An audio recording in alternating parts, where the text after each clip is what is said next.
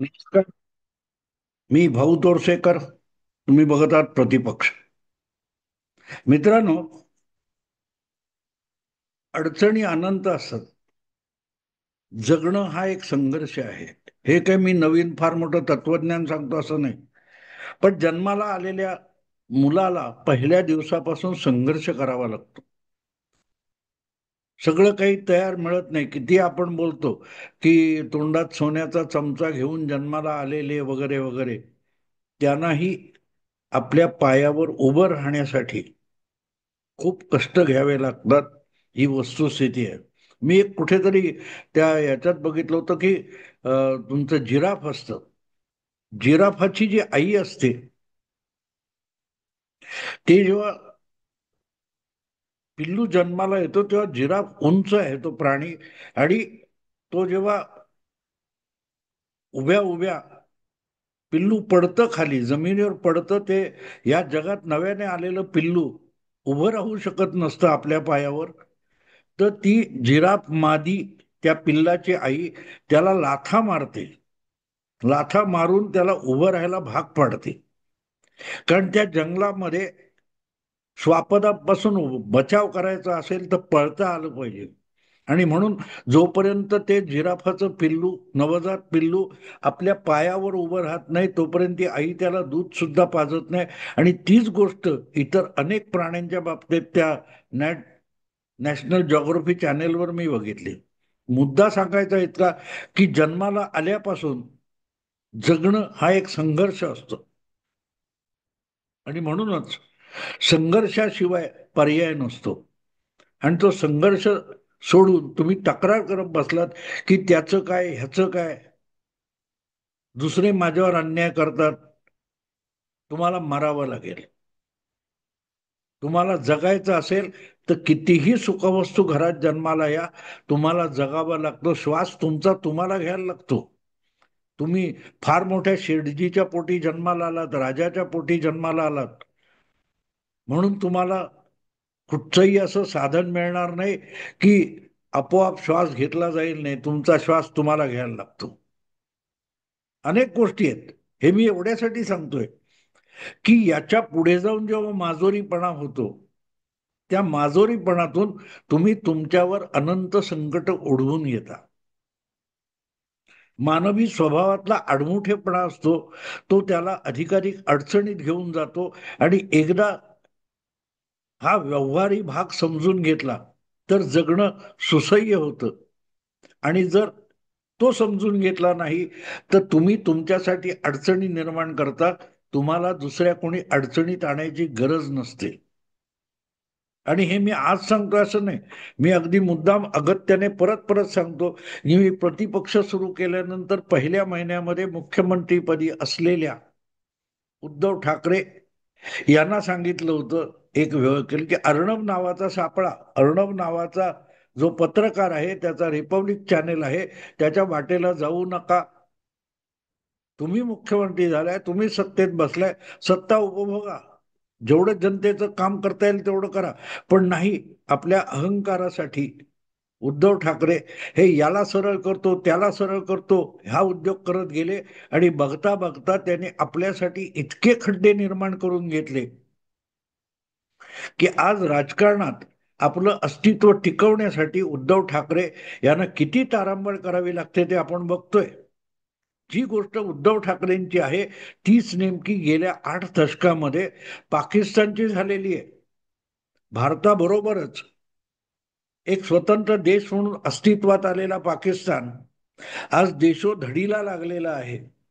ना स्वतःचा बचाव करू शकत आहे, ना स्वतःच्या 25 कोटी जनतेला पाकिस्तानचे राज्यकर्ते पोसू शकतायत.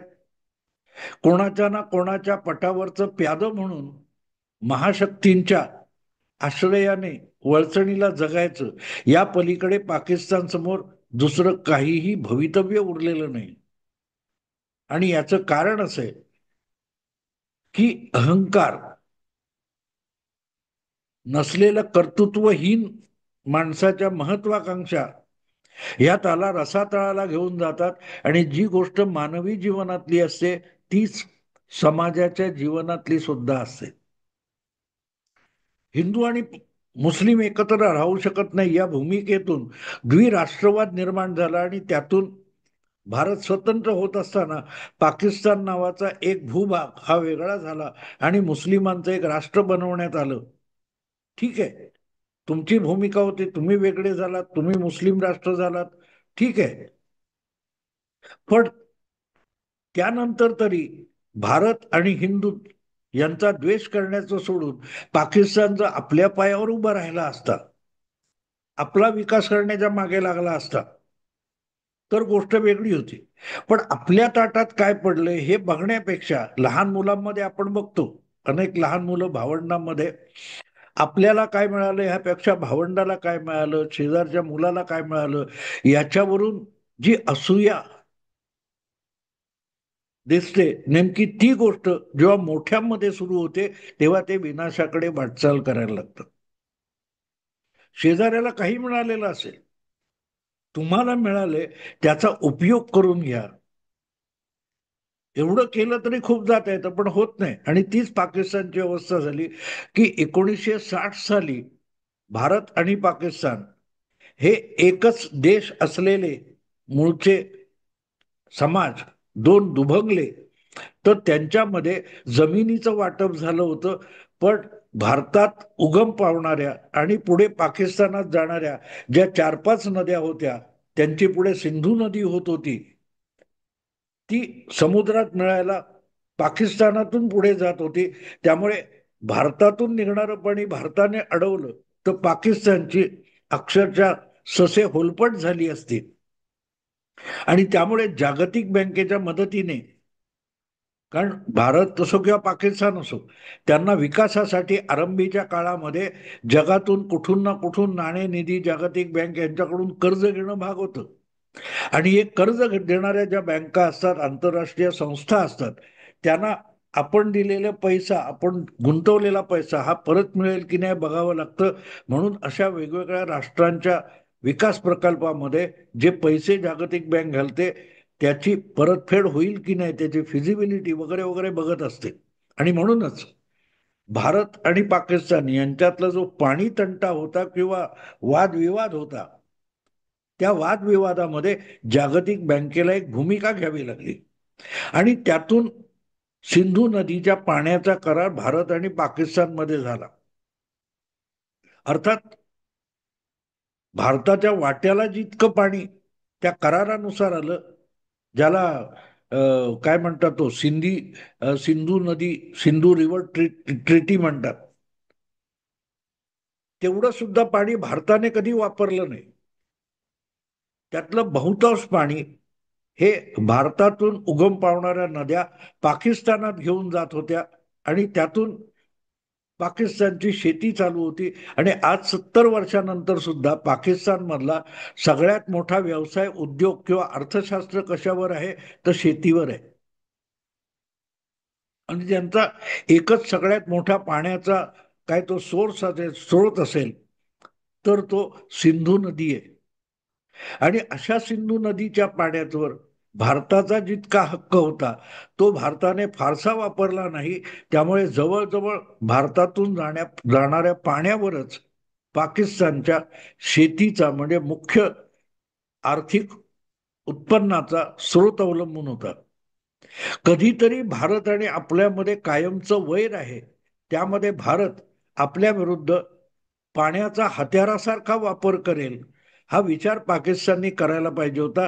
आणि तो केला असता तर मग आपल्या वाट्याला आलेलं पाणी आणि ते पाणी अडवून पुरवून पुरवून वापरणं आणि आपला शेती उद्योग अधिक भरभक्कम करणं, या दृष्टीने पाकिस्तानने हातपाय हलवले असते, हालचाली केल्या असत्या. पण काहीही न करता फक्त भारताचा द्वेष करत राहणं आणि भारताला सतावण्यासाठी जे काय राजकारण पाकिस्तान करत राहिला, त्यातून आज पाकिस्तानची ही दुर्दशा झालेली आहे. कारण 70 वर्षामध्ये भारताने कधीही पाकिस्तानची अडवणूक करायचा विचार केला नाही. आणि याचा अर्थ भारताची ही कमजोरी समजून भारताला सतवण्याचा पवित्रा जो पाकिस्तानने घेतला होता, त्याविरुद्ध भारताला शेवटी आपली तलवार उपसावी लागलं, हत्यार उपसावं लागलं. आणि त्यातून पहलगामच्या घटनेनंतर पहिल्यांदा भारताने पाकिस्तानात भारतातून जाणारं पाणी जे आहे सिंधू नदीचं, ते ज्या करारामुळे पाकिस्तानला दिलं जातं ते अडवण्याचा विचार केला आणि त्या दिशेने कारवाई केली. आज त्याला घटनेला 2 वर्ष होऊन गेलेली आहे, 2 महिने होऊन गेलेले आहेत. आणि पाकिस्तानला वाटलं होतं नेहमीप्रमाणे भारत धमक्या देईल, निषेध करील, काही करणार नाही. पण भारताने त्या दिशेने पावलं उचलली आणि खरोखरच रावी, चिनाब वगैरे ज्या नद्या आहेत, सिंधू नदीच्या उपनद्या मानल्या जातात, ज्याच्या पात्रातलं पाणी पुढे जाऊन सिंधूला मिळतं आणि अरबी सागराला मिळत असतं, त्यातलं पाणी भारताने अडवण्याचा प्रयत्न केला. कारण भारताने भरपूर धरणं या भारतीय प्रदेशात बांधलेली आहेत. त्यामुळे पाकिस्तानकडे जाणारं पाणी अडवायचं मनात आणलं तर भारताकडे अडवण्याची क्षमता होती. पण आपल्याकडे अखंड वाहणारं पाणी आहे तर आपण अडवायची गरज काय, असा विचार करून पाकिस्तान गाफील राहिला. म्हणून पाकिस्तानने जो एकमेव पाण्याचा स्रोत होता तो अडवून त्याचा योग्य वापर करणं, अधिकाधिक वापर करणं आणि पाकिस्तानच्या शेतीला संपन्न बनवणं, त्यातून उद्योगासाठी पाणी वापरणं, याचा विचार सुद्धा केला नाही. आपल्याकडे असलेली बुद्धी आणि आपल्याकडे असलेली क्षमता याचा उपयोग आपल्या विकासासाठी करण्यापेक्षा भारताचा द्वेष करणं आणि भारताला त्रास देणं यासाठी आपल्या क्षमतेचा आणि आपल्या बुद्धीचा वापर पाकिस्तानी राज्यकर्ते करत राहिले, पाकिस्तानचे विचारवंत करत राहिले आणि त्याचेच दुष्परिणाम आज पाकिस्तानला भोगावे लागतात.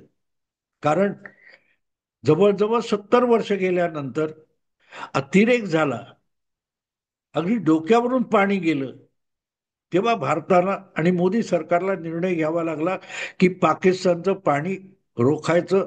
सिंधू करार गेला भाडमध्ये आणि पाकिस्तानला पाणी किती जीवनावश्यक आहे याचा धडा शिकवायचा. जिहाद आणि धर्मांधता यापेक्षा जगण्यात पाणी अगत्याचं असतं, हा पाकिस्तानला पहिला धडा जर 1960-70 सालामध्ये दिला गेला असता तर कदाचित आज पाकिस्तान सुधारलेला दिसला असता.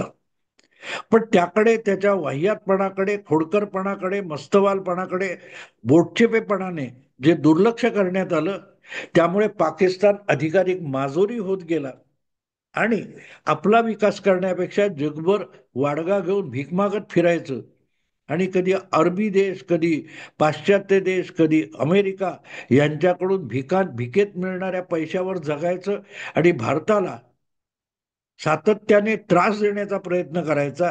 याच दृष्टीने विचार करता करता पाकिस्तानची इतकी घसरगुंडी झाली की आज भारताने सिंधू नदीचं पाणी आणि सिंधू पाण्याचा करार हा हत्याराप्रमाणे वापरायचा ठरवल्यानंतर पाकिस्तानच्या नद्या कोरड्या पडल्यात, पाकिस्तानची धरणं कोरडी ठाक पडलेली आहेत. वेगवेगळे व्हिडिओ येत आहेत, तुम्ही बघितलं, बातम्या बघितल्या तरी तुम्हाला कळेल की नद्या ओस पडल्यात. कराची किंवा लाहोर किंवा अशी शहरं आहेत तिथे पाण्याची इतकी मारामार सुरू झालेली आहे.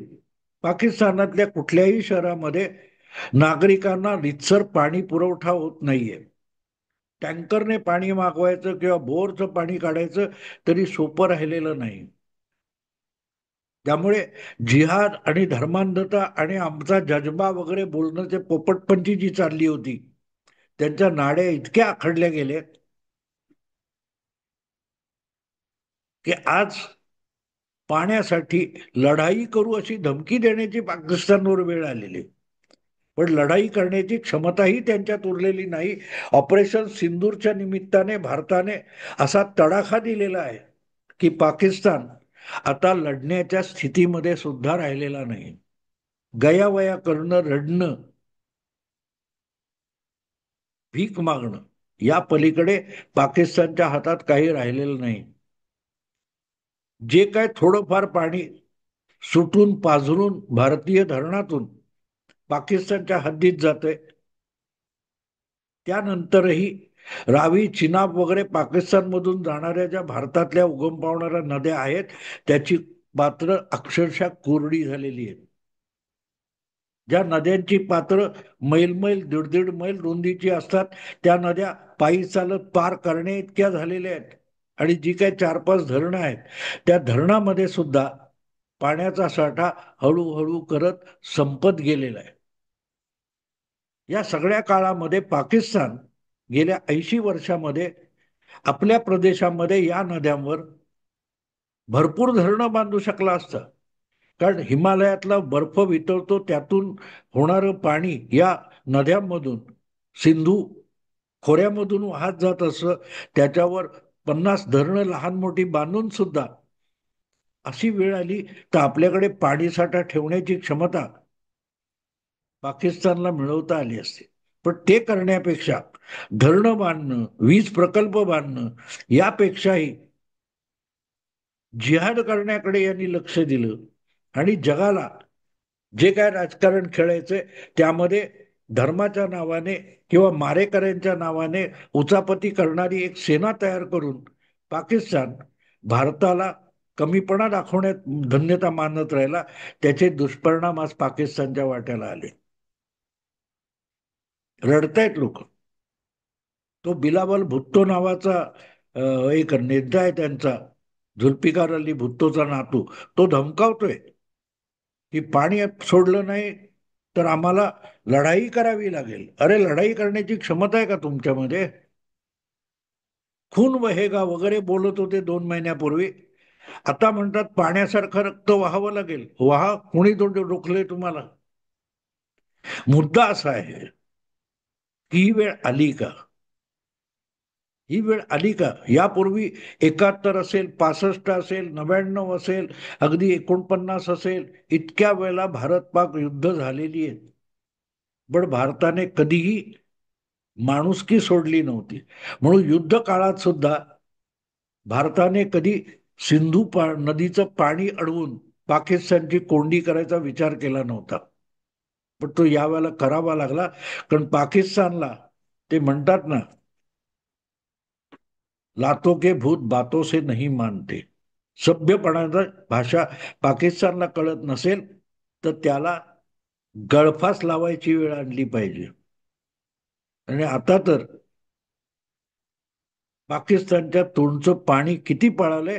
कारण भारताचे गृहमंत्री अमित शहा यांनी सरळ सरळ जाहीर करून टाकलं की नुसतं पाकिस्तानचं पाणी तोडलेलं नाही, तर शक्य तितक्या लवकर अल्पावधीमध्ये काश्मीरच्या सिंधू नदीच्या पाण्याचा जो उगम आहे त्याचा सगळा प्रवाह वळवून पार काश्मीरमधून राजस्थानपर्यंत वळवण्याचा विचार भारत करतो आहे. पंजाब आणि राजस्थान या दिशेने पाणी नेऊन राजस्थानच्या वाळवंटाला देखील सुपीक बनवण्याची योजना भारत आखतोय. हे म्हटल्यानंतर पाकिस्तानच्या तोंडचं पाणी पळालेलं आहे की जे आत्ता भांडणापुरतं पाणी रोखलंय असं वाटत होतं, ती परिस्थिती बदललेली आहे. आणि कदाचित कायमचं आपण आता सिंधू नदीच्या पाण्याला वंचित राहू म्हणून पाकिस्तान रडकुंडीला आलेला. जी धरणं आज ऑपरेशन सिंदूर नंतर आणि पहलगाम नंतर ओस पडलेली आहेत, कोरडी ठाक पडलेली आहेत, नदीची पात्र पाकिस्तानातून सुकलेली आहेत, ती परत कधी ओली होतील का या चिंतेने पाकिस्तानला सध्या भेडसावलेलं आहे. आणि त्याचं कारण साधं आहे की राजस्थान आणि गुजरातच्या कच्छ प्रदेशापर्यंत सिंधू खोऱ्यातलं पाणी वळवण्याची महत्वाकांक्षी योजना भारताने विचारार्थ घेतली आहे. आणि त्यामुळे पाकिस्तानी राज्यकर्त्यांच्या तोंडचं पाणी पळालेलं आहे. रडकुंडी आणि गयावया सुरू झाल्यात. कारण धरणं ठाक पडली आहेत. हातातोंडाशी आलेली खरीपाची पिकं सुद्धा मातीमोल होताना दिसत आहेत. आणि अशा वेळेला भारत सुद्धा जे पाणी सोडतो ते असं सोडतो की भारताच्या धरणात साचलेला गाळ आहे तो चिखल होऊन पाकिस्तानच्या पात्रात जावा आणि तो पात्रातून पुढे शेतापर्यंत पसरावा, ती शेती नापीक होऊन जाईल इथपर्यंत पसरावा. नद्या कोरड्या, धरणं कोण कोरडी पडलेली आहेत. कारण हाच एक मार्ग आहे. हाच एक मार्ग आहे, दुसरा मार्ग नाही. बघू काय होतं. आत्ता इथेच थांबतो. आवडलं लाईक करा, शेअर करा आणि प्रतिपक्षाला सबस्क्राईब करा. नमस्कार.